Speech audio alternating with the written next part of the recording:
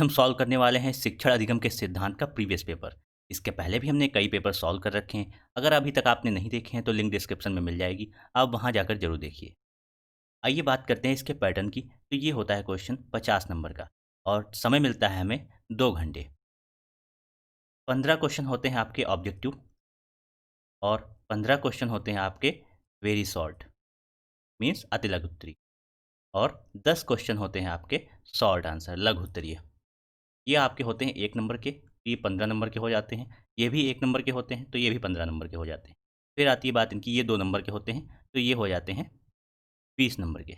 ये टोटल आपका हो जाता है 50 नंबर। तो दोस्तों चलिए चलते हैं अपने क्वेश्चंस की ओर।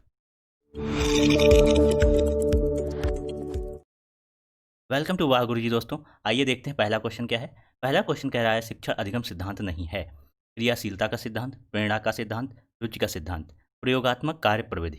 तो आपको सीधे सीधे दिख रहा है इसमें तीनों में सिद्धांत लिखा हुआ है, इसमें प्रविधि लिखी हुई है, तो आपका यही आंसर हो जाएगा। दूसरा क्वेश्चन है संप्रेषण के घटक हैं प्रेषक, संदेश, ग्राही। ये तीनों आपके संप्रेषण के घटक होते हैं। प्रेषक भेजने वाला, और संदेश जो वह भेजता है, ग्राही जो संदेश को ग्रहण करता है। तो आंसर हो जाएगा उपयुक्त सभी। तीसरा क्वेश्चन है निम्नलिखित में से श्रव्य दृश्य सामग्री नहीं है। श्रव्य मीन्स होता है सुनने वाला, दृश्य मतलब देखने वाली सामग्री, सुनने और देखने दोनों वाली सामग्री। तो रेडियो से हम सिर्फ सुन सकते हैं, चलचित्र से सुन भी सकते हैं, देख भी सकते हैं, और टेलीविजन कंप्यूटर में भी यही लागू होता है। तो हमारा आंसर हो जाएगा ए, रेडियो। चौथा क्वेश्चन है भ्रमण प्रविधि के चरण हैं शैक्षिक उद्देश्य या प्रकरण का चुनाव। जब हम भ्रमण प्रविधि के चरण की बात करेंगे तो सबसे पहले चरण हमारा यही आता है कि उद्देश्य क्या रहेगा और प्रकरण का चुनाव करना होगा। फिर पर्यटन स्थल का चयन, उसके बाद पर्यटन स्थल है सामग्री। तो ये तीनों जो हैं भ्रमण प्रविधि के चरण हैं। तो आंसर हमारा हो जाएगा उपयुक्त सभी। पांचवा क्वेश्चन है प्रयोग प्रदर्शन विधि सर्वाधिक प्रयुक्त होता है इतिहास विषय में, भाषा विषय में, विज्ञान विषय में, नागरिक शास्त्र विषय में। प्रयोग प्रदर्शन विधि प्रैक्टिकल्स जो होते हैं सबसे ज़्यादा आपका विज्ञान में प्रयोग होता है। 6 आता है पाठ के प्रमुख तथ्यों को बार बार दोहराना किस शिक्षण सिद्धांत के अंतर्गत आता है। प्रेरणा का सिद्धांत, नियोजन का सिद्धांत, चयन का सिद्धांत, आवृत्ति का सिद्धांत। तो यहाँ पर ये आवृत्ति का सिद्धांत हो जाएगा। बार बार दोहराना, पुनरावृत्ति अर्थात आवृत्ति का सिद्धांत हो जाएगा। सातवां क्वेश्चन है शिक्षण को आनंददायक, मनोरंजक और रुचिपूर्ण बनाने हेतु उत्तम प्रविधि है व्याख्यान प्रविधि, खेल या गतिविधि प्रविधि, स्पष्टीकरण प्रविधि, अवलोकन एवं निरीक्षण प्रविधि। तो मनोरंजन की बात हो रही है और आनंददायक की बात होती है, आनंददायक की बात हो रही है, यहाँ पर आ जाएगा आपका खेल या गतिविधि। आठवां क्वेश्चन है शिक्षण प्रविधियों के प्रकार हैं प्रश्नोत्तर, वर्णन, कहानी, कथन, उपर्युक्त सभी। तो इसमें प्रश्नोत्तर भी है, वर्णन भी है और कहानी कथन भी है। तो आंसर आपका हो जाएगा उपयुक्त सभी। नवा क्वेश्चन है शिक्षण का सूत्र नहीं है ज्ञात से अज्ञात की ओर। ये तो शिक्षण का सूत्र है। पूर्ण से अंश की ओर ये भी है, स्थूल से सूक्ष्म की ओर ये भी है। प्रेरणा का सिद्धांत, देखिए सिद्धांत भी लगा है, तो यही आंसर हो जाएगा आपका। ये शिक्षण का सूत्र नहीं है, बाकी हमारे तीनों जो होते हैं ये शिक्षण के सूत्र होते हैं। 10वां क्वेश्चन है शिक्षण को पूर्व ज्ञान पर ही नए ज्ञान को आधारित करना चाहिए। यह कथन किस शिक्षण सूत्र की ओर संकेत करता है।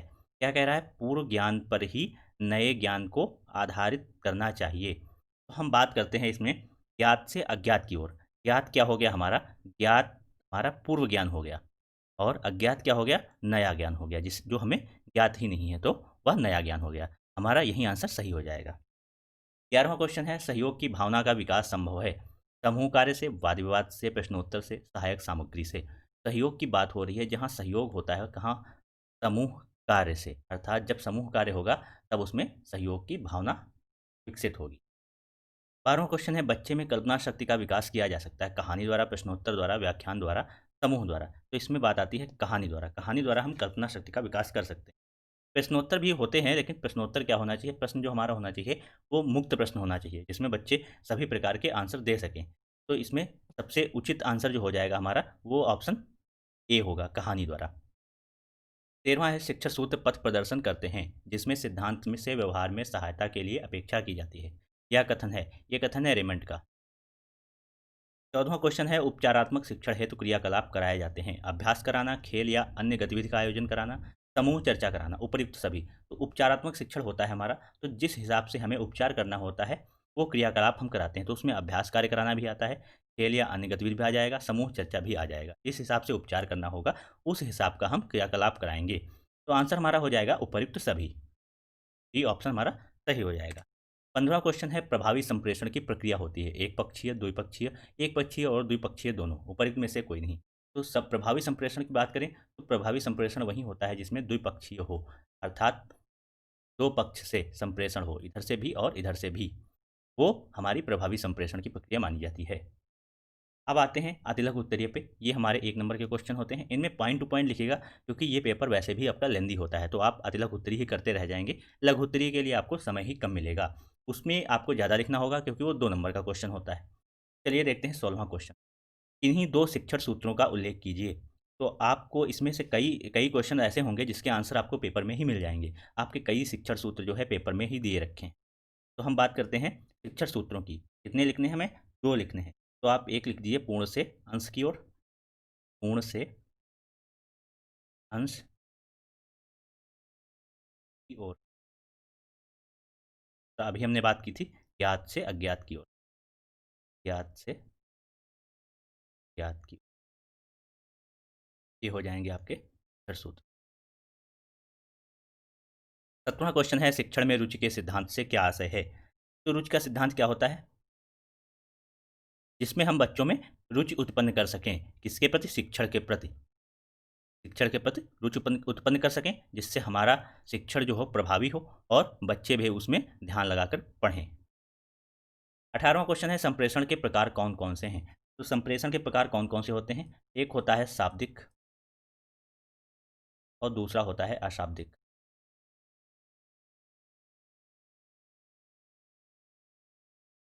शाब्दिक में कौन कौन से आते हैं आपके? मौखिक या लिखित।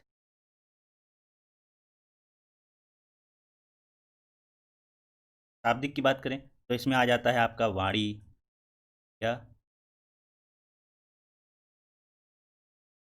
चक्षु या स्पर्श। ठीक है। फिर 19वां क्वेश्चन है शिक्षण में प्रश्नोत्तर प्रविधि का क्या महत्व है? तो प्रश्नोत्तर प्रविधि से हम क्या करते हैं? एक तो बच्चों में एकाग्रता लाते हैं। बच्चे शोर कर रहे हो, आप उनसे प्रश्न कर लीजिए, वो शांत हो जाते हैं, एकाग्र हो जाते हैं आपकी तरफ, वो एकाग्रचित होकर देखने लगते हैं और आपकी बातों को सुनने लगते हैं। और क्या होता है? पुनरावलोकन के लिए भी कर सकते हैं।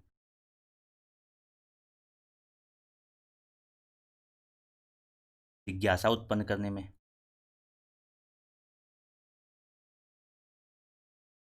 समस्या जानने में, बच्चों को क्या समस्या आ रही है यह जानना हो हमें।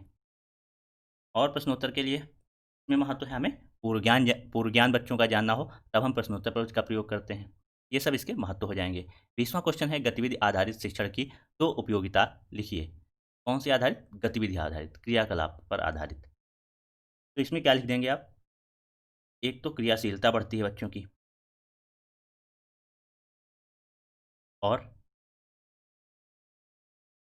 आत्मनिर्भरता बढ़ती है कि बच्चे खुद करेंगे और खुद सीखेंगे।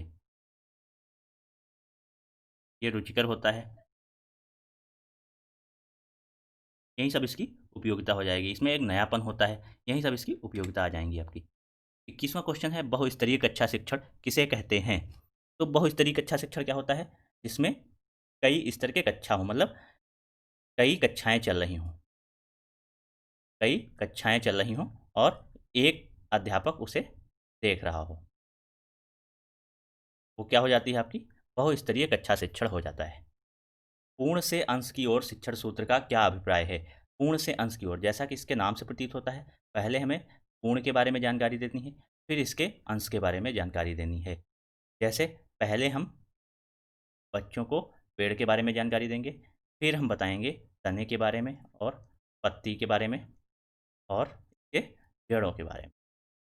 ये हमने पूर्ण की बात कर ली और यहाँ पर हमने इसके अंश की बात कर ली। तो ये हो जाता है पूर्ण से अंश की ओर।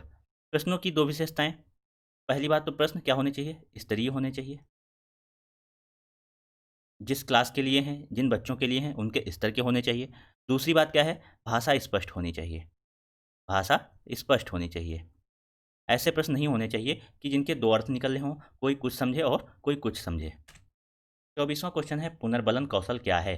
पुनर्बलन कौशल क्या है? बच्चे कोई काम करें, कोई भी क्रियाकलाप करें, उनको पुनर्बलन देना बहुत ही आवश्यक होता है। पुनर्बलन नेगेटिव भी होता है और पॉजिटिव भी होता है। जहाँ तक हो आप पॉजिटिव पुनर्बलन दें, नेगेटिव बहुत ही रेयर केस में दिया जाना चाहिए। तो ये हो जाएगा पुनर्बलन कौशल का। उद्देश्य की बात करें, अगर उद्देश्य की बात करते हैं तो उद्देश्य क्या होता है, बच्चे को प्रेरित करना, प्रेरित करना। ठीक है। 25वां क्वेश्चन है, शिक्षण अधिगम सामग्री से क्या अभिप्राय है। शिक्षण अधिगम सामग्री, इसको शॉर्ट में कहते हैं हम TLM, टीचर लर्निंग मटेरियल, से क्या अभिप्राय है। क्या शिक्षक को शिक्षक को शिक्षण प्रभावी करने में सहायता देता है, प्रभावी करने में सहायता देता है और बच्चों को आसानी से समझ आ सके के लिए हम इसका प्रयोग करते हैं। 26वां क्वेश्चन है, शिक्षण के किन्हीं दो उद्देश्यों को लिखिए।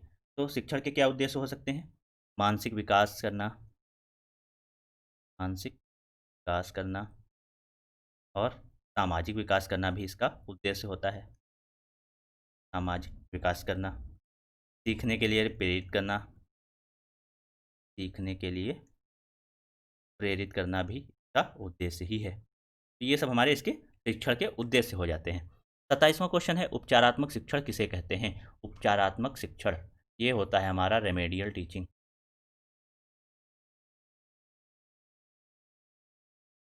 बच्चों की समस्याओं का उपचार करना। पहले हम निदान करते हैं, समस्या का कारण ढूंढते हैं, फिर उसका उपचार करते हैं। अर्थात निदान की हुई समस्या का उपचार करना हमारा उपचारात्मक शिक्षण कहलाता है। 28वां है, कहानी कथन प्रविधि के क्या उद्देश्य होते हैं। कहानी कथन प्रविधि का उद्देश्य होता है कल्पना, कल्पना शक्ति का विकास करना, कल्पना शक्ति का विकास।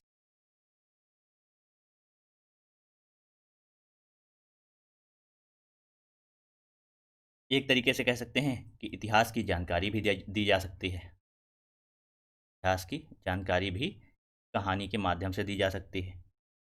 और रुचि उत्पन्न करना भी कहानी कथन प्रविधि का उद्देश्य होता है। बच्चे रुचि ना ले रहे हों, आप कहानी सुनाने लगिए, बच्चे रुचि लेने लगेंगे। 29वां क्वेश्चन है, शिक्षण में क्रियाशीलता के सिद्धांत की क्या उपयोगिता है। क्रियाशीलता के सिद्धांत की उपयोगिता पूछी जा रही है। क्रिया करते हुए सीखना,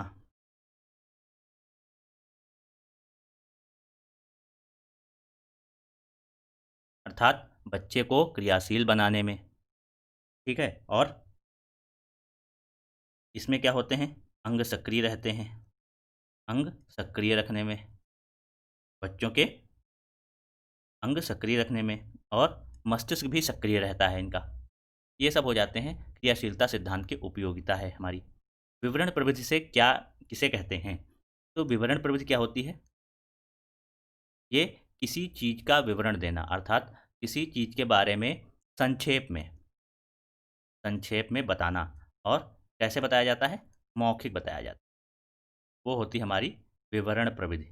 वर्णन में क्या होता है, संक्षेप में नहीं डिटेल में बताया जाता है। ठीक। और विवरण में क्या होता है, संक्षेप में बताया जाता है।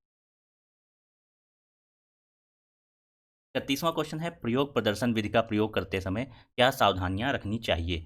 प्रयोग प्रदर्शन प्रविधि, तो इसमें क्या सावधानियां रखनी चाहिए। पहला तो हमें क्रमबद्धता का ध्यान रखना चाहिए, क्रमबद्धता होनी चाहिए। दूसरी चीज़, समय का ध्यान रखना चाहिए, ज़्यादा समय वेस्ट नहीं करना चाहिए।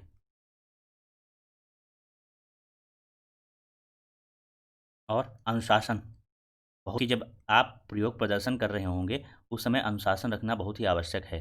अनुशासन आपका बिगड़ जाता है, बच्चे शोरगुल करने लगते हैं और इधर उधर घूमने लगते हैं। फिर और क्या करना चाहिए, निरीक्षण करते रहने चाहिए। ये सब सावधानियां हो जाएंगी आपकी। तो आप हेडिंग डाल के लिख सकते हैं या पॉइंट वाइज लिख सकते हैं। 32वां क्वेश्चन है, खेल विधि पर आधारित शिक्षण पद्धतियों का उल्लेख कीजिए। तो खेल विधि पर आधारित कौन सी है, मांटेसरी विधि,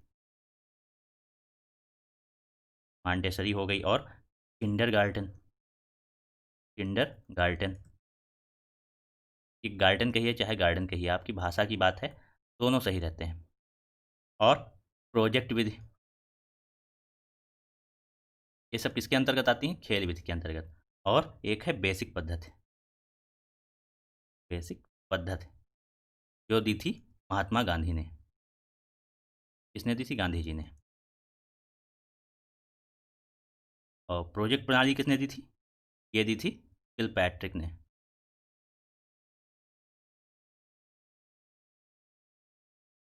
किंडरगार्टन फ्रॉबेल ने दी थी। ये भी पूछी जाती हैं, आप याद कर लीजिए, आगे भी पूछी जाएंगी आपके सेमेस्टर्स में। मांटेसरी, मारिया मांटेसरी थी इसकी।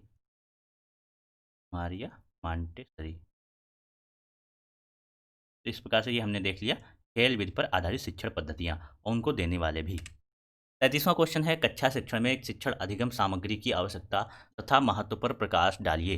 कक्षा शिक्षण में शिक्षण अधिगम सामग्री की आवश्यकता, टीएलएम की आवश्यकता। क्या है आवश्यकता? एक तो बच्चे प्रत्यक्ष ज्ञान हासिल करेंगे, प्रत्यक्ष ज्ञान हासिल करेंगे, और अधिक स्पष्ट रहेगा, जो भी ज्ञान रहेगा अधिक स्पष्टता के साथ रहेगा।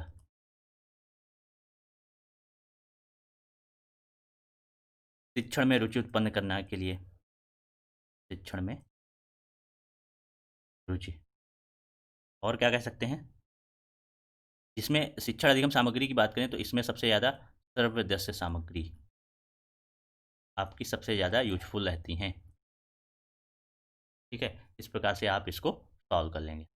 34वां क्वेश्चन है, शिक्षण कौशलों की अवधारणा को स्पष्ट करते हुए इन्हीं दो शिक्षण कौशलों को स्पष्ट कीजिए। शिक्षण कौशलों की अवधारणा। शिक्षण कौशल क्या होते हैं? शिक्षक का शिक्षण के लिए कक्षा में किया गया व्यवहार जो होता है वो हमारा शिक्षण कौशल होता है। ये कई प्रकार के होते हैं। जब कई प्रकार के शिक्षण कौशलों का प्रयोग करते हैं तभी शिक्षण प्रभावी होता है। इन्हीं दो कौशलों का स्पष्ट करना है, इन्हीं दो शिक्षण कौशलों को स्पष्ट करना है। तो पहला कौशल हम ले लेते हैं श्यामपट्ट कौशल। श्यामपट्ट कौशल, श्यामपट्ट पर कैसे लिखा जाना चाहिए और राइटिंग कैसी होनी चाहिए, खड़े कैसे होना है, जैसे अक्षर सीधे होने चाहिए और ना बहुत छोटे होने चाहिए ना बहुत ही बड़े होने चाहिए। श्यामपट्ट की जो ऊपर की डिटेल होती है, कक्षा, विषय और चक्र, डेट, ये सब फिल होना चाहिए। खड़े कैसे होना है? आपको 45 अंश पे, जिससे आपको ब्लैक बोर्ड भी दिखे और बच्चों पर भी नज़र रहे, आई कांटेक्ट बनता रहे। और जब आप क्लास छोड़कर जा रहे हों तो श्यामपट्ट साफ होना चाहिए, आपको श्यामपट्ट साफ करके जाना है। ये सब आपका श्यामपट्ट कौशल के अंतर्गत आता है। फिर अगर हम दूसरे कौशल की बात करते हैं तो प्रस्तावना कौशल। इन सब कौशलों को अच्छे से तैयार करने के लिए ही सूक्ष्म शिक्षण का प्रयोग होता है। प्रस्तावना कौशल में क्या है?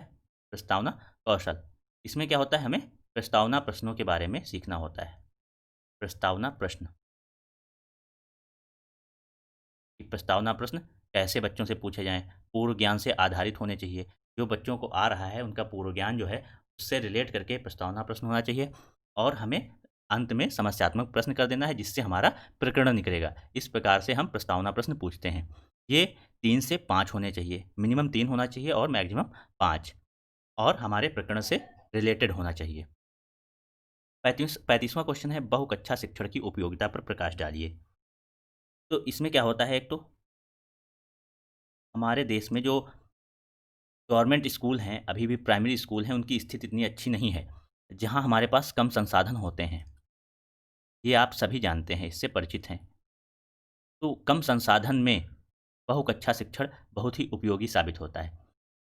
और अकस्मात अनुपस्थिति में, अकस्मात अध्यापकों की अनुपस्थिति में, जैसे एक ही अध्यापक है विद्यालय में, तब बहुकक्षा शिक्षण का उपयोग करता है। तो इससे क्या हुआ, बच्चों का नुकसान होने से बच जाता है, बच्चों का नुकसान नहीं होता है। और एक उपयोगिता ये भी है, बच्चों में लीडरशिप का गुण। अगर कोई अध्यापक बहुकक्षा शिक्षण कर रहा है तो उसे एक मॉनिटर नियुक्त करना पड़ता है। जब तक वह, मान लीजिए वह कक्षा 2 को देख रहा है, तब तक मॉनिटर जो है अपने क्लास को, जैसे ये मॉनिटर कक्षा 3 का है, अपने क्लास को देखेगा। ठीक है, तो इसके अंदर लीडरशिप का गुण विकसित होगा। तो ये सब इसकी उपयोगिताएं हैं। 36वां क्वेश्चन है, शिक्षण प्रविधियों की कक्षा शिक्षण में क्या उपयोगिता है? शिक्षण प्रविधियों की कक्षा शिक्षण में क्या उपयोगिता है? तो सबसे पहली उपयोगिता हम लिख लेंगे विषय वस्तु को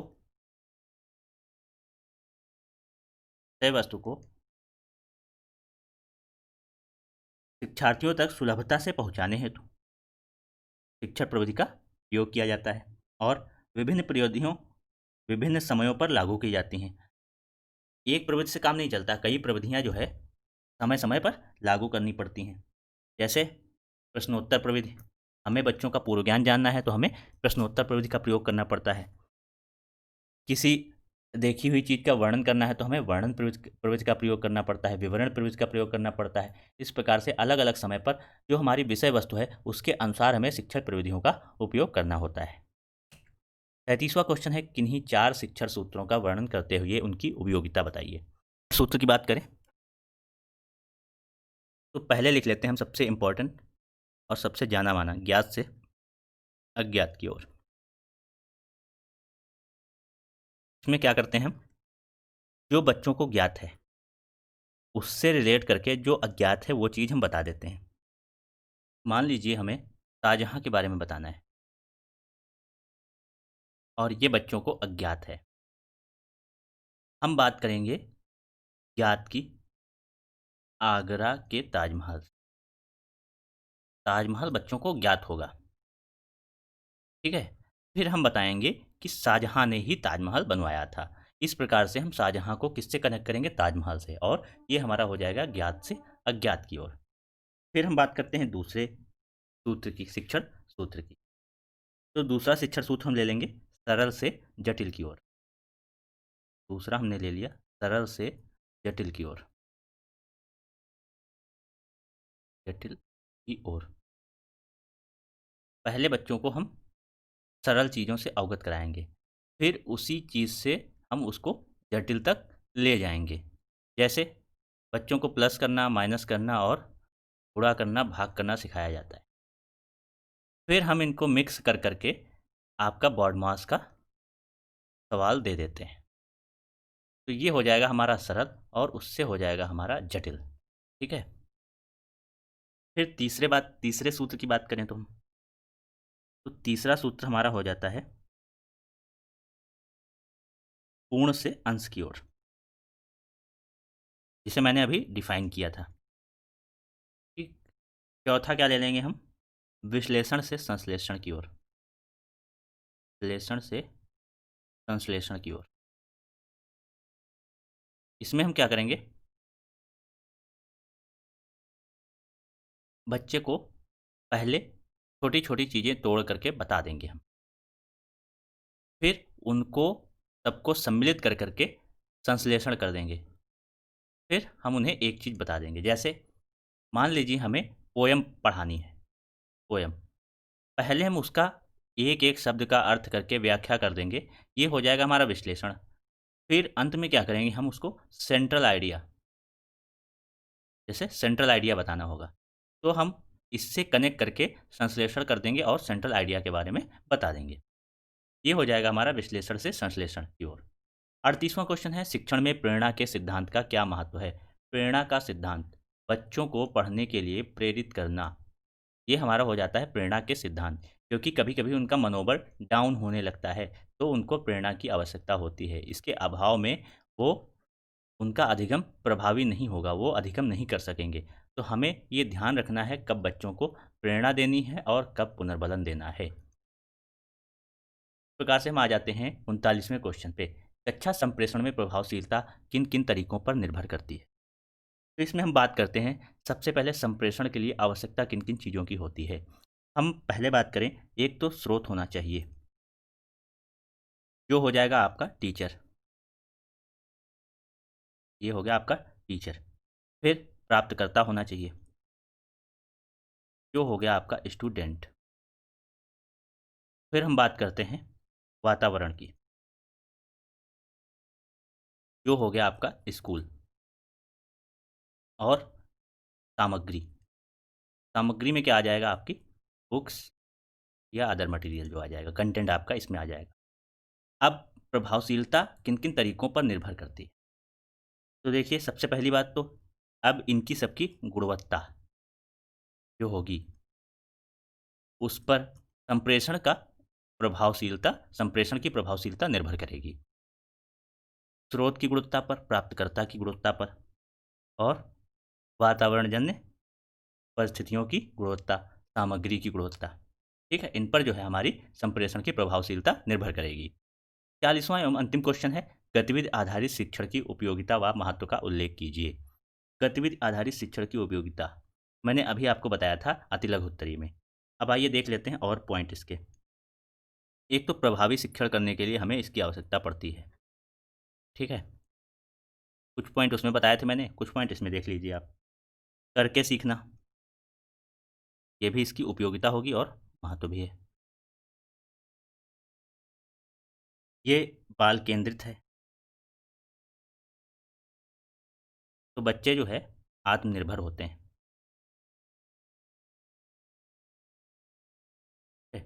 इस प्रकार से इनकी उपयोगिता एवं महत्व हो जाएंगे। आपको कुछ पॉइंट मैंने उसमें भी बताए थे, वो सब मैच करके इसमें लिख देना है आप। तो इस प्रकार से हमने पूरे क्वेश्चन सॉल्व कर लिए हैं। तो अगर आपको हमारी वीडियो पसंद आ रही हो तो प्लीज़ इसे लाइक कीजिए, शेयर कीजिए और हमारे चैनल को सब्सक्राइब कीजिए। अगर आपको शॉर्ट नोट्स चाहिए, क्वेश्चंस क्विज़ेज चाहिए तो आप हमारे टेलीग्राम चैनल को ज्वाइन कीजिए, आपको लिंक डिस्क्रिप्शन में मिल जाएगी। Thank you.